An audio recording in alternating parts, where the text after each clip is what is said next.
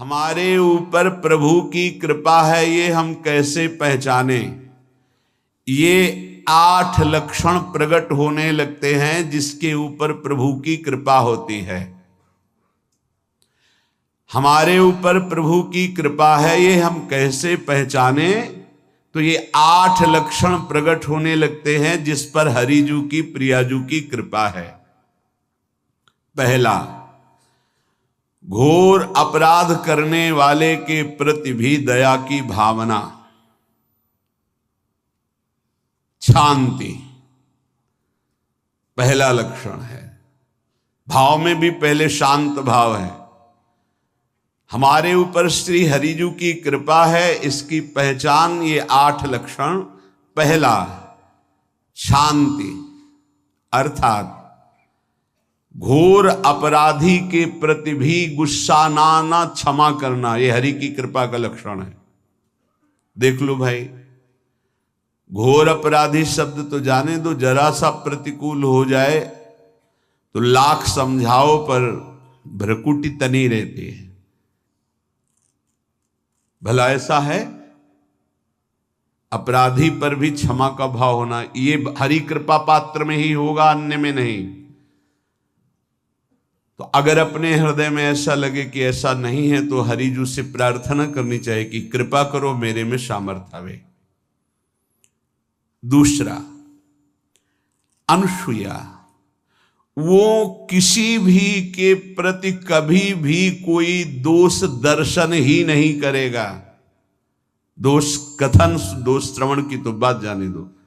अनुसूया, दूसरों के गुणों में दोष ढूंढना ये नहीं होता। हरि कृपा पात्र में ये नहीं होता। ये सब भजन के नाश करने वाले।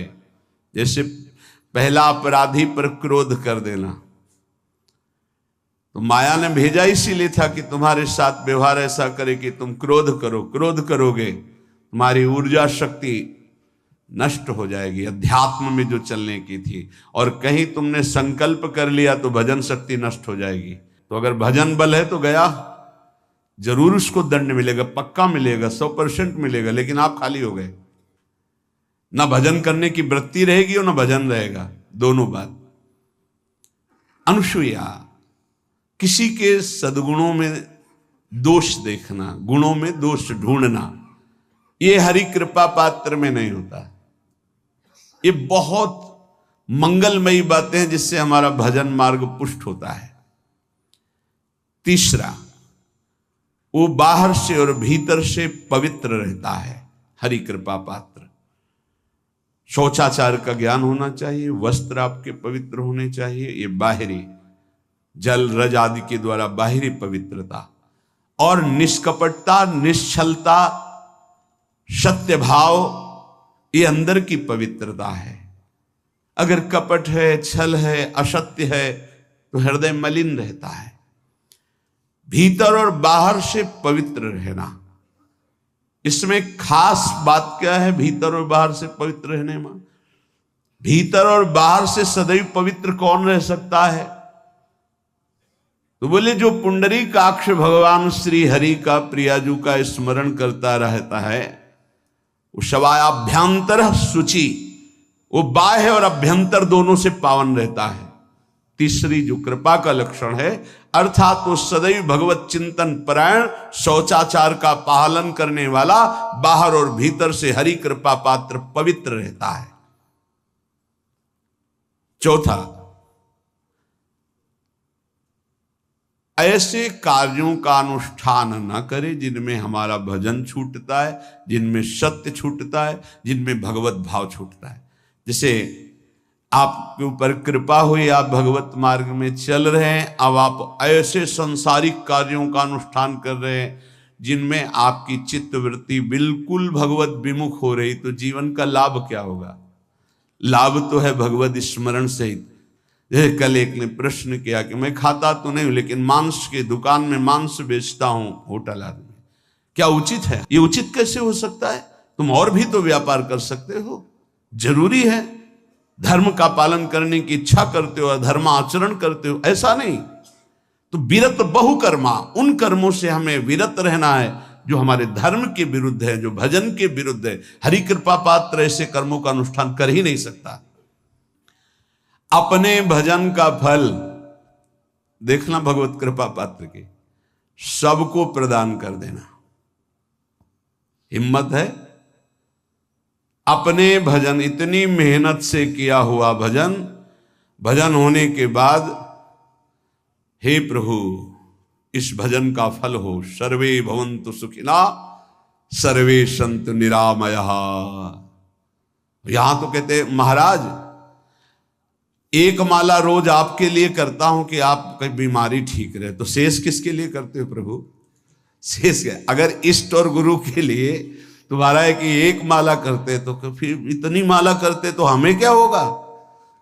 सब आपको दे देंगे तो हमें क्या होगा? तभी भजन का रहस्य नहीं जाना। छठवां, अपने भजन से अपने लिए कुछ भी ना चाहना, और दूसरों की तो बात जाने दो, दूसरों से कुछ ना चाहना ये तो ठीक है, अपने भजन से अपने लिए कुछ ना चाहना है हिम्मत। देखो ये हरि कृपा पात्र में हिम्मत होती है। अपना भजन अपने प्रयोग में ना लाना, इसका भी आंतरिक रहस्य है।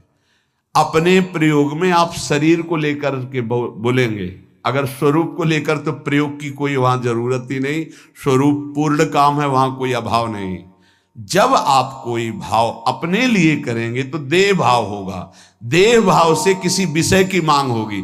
विषय पूर्ति भजन का फल नहीं होता, भजन का फल होता विषय निवृत्ति। बहुत जोर की बात है, कैसे समझ में आए? अपने भजन का भी फल अपने लिए नहीं, दूसरों से कुछ चाह रखना तो बात ही जाने दो, भजन से भी कोई अन्य सुख की चाह नहीं हुई। क्या चाहिए? भजन ही बनता रहे, भजन का फल भजन बनता रहे, खूब निरंतर जप करते रहे। सातवां, किसी भी मान सम्मान कीर्ति पद प्रतिष्ठा के मिलने पर हृदय का असंतुष्ट हो जाना, यह हरि कृपा पात्र का लक्षण होता है। प्रणाम नमस्कार जय हो तो हृदय में असंतुष्ट हो जाना चाहिए। कोई किंचन मात्र अभिमान न उदय हो जाए। प्रभु बचाओ, ये माया की चकाचौंध से बचा लो नाथ। कौन सा अपराध बन गया कि आपकी जय की जगह यहां हमको ऐसा सुनना पड़े। मान प्रतिष्ठा कीर्ति जिसके लिए बड़े बड़े लालायित रहते, हरि कृपा पात्र को विष की तरह चुभती है। और आठवां, किसी भी प्राणी समुदाय से संबंध ना रखते हुए सब पर दया की भावना, सब पर कृपा की भावना, सब पर करुणा मैत्री, पर किसी से ममता नहीं। ये सूत्र बहुत व्यवहार में प्रयोग करने योग्य है। सबसे करुणा और मैत्री, पर किसी से ममता नहीं। करुणा तो करी भरत जी ने, मैत्री भी की मृग से, पर ममता रहित नहीं रहे। ममता कर ली तो अगला जन्म हिरण का हो गया। ममता नहीं रखनी। निर्ममो निरहंकारा, करुणा मैत्री तो करनी है, जैसे इसमें आदेश है, गीता में जी आदेश है, अद्वेष्टा सर्वभूतान मैत्र करुण एवच, पर निर्ममो निरहंकारा, ये साधक की चतुरता है। प्राण मात्र पर दया कृपा करुणा मैत्री, पर ममता नहीं। ममता किसी से, और यहां करुणा मैत्री ये तो गायब हो गई, केवल ममता रह गई है। अपने शरीर से ममता, शरीर संबंधियों से ममता, विषय भोगों से ममता, यही जहर है।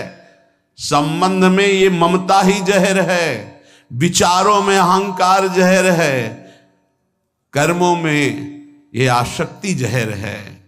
इसी जहर को मिटा दे तो जीवन मुक्त महापुरुष कर्म करते हुए, विषय सेवन करते हुए, वार्ता करते हुए, विचार करते हुए, बिल्कुल जहर रहित उसका जीवन हो गया।